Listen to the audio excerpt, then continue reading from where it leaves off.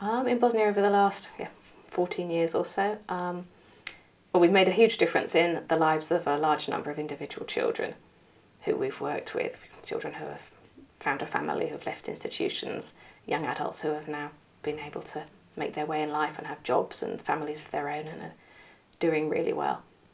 And on the bigger picture level, we've been having increasingly an influence on policy and changing the whole system, which will obviously then impact a far larger number of children than we can individually reach on our own. On the big picture level, we're working with the government.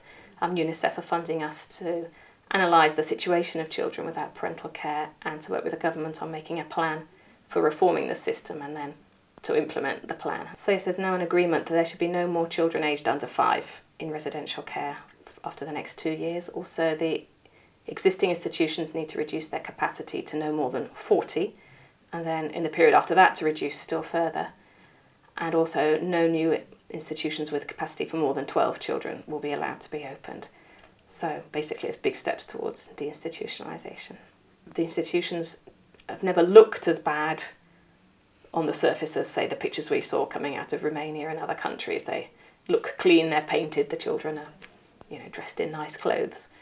So in some ways that's made it difficult to achieve the reform because it looks okay, and there's so many other problems in Bosnia with the aftermath of the war and refugees and economic problems and political problems that it's really hard to get it to the top of anybody's priority list. But there is much more of an understanding now that even if it looks nice, if you scratch beneath the surface, very soon you see all the same problems, that the children aren't thriving, they're not developing normally, that they're not attached to anyone, that they lack those relationships and the love. The difference I am seeing over the last 2 or 3 years is the change in understanding that finally we're winning the argument about what should be happening. So yes, I think, it is changing. I'm really optimistic that over the next few years we'll see all the big institutions disappear, see far more family-based services developed, the fostering, far more work done on keeping families together, and not so many children in residential care, and those that they'll be in small family homes, at least integrated into the community.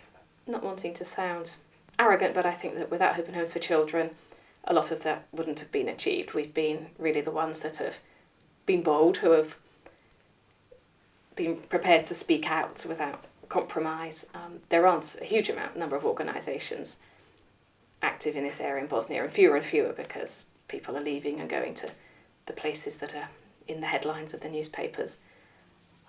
So we're one of very few organisations left, and some of the bigger organisations tend to be a little bit more diplomatic, and when there's a bit of opposition they pull back, whereas we just keep saying what we believe in. I think it's been us pushing and annoying everybody that is actually paying dividends in the end.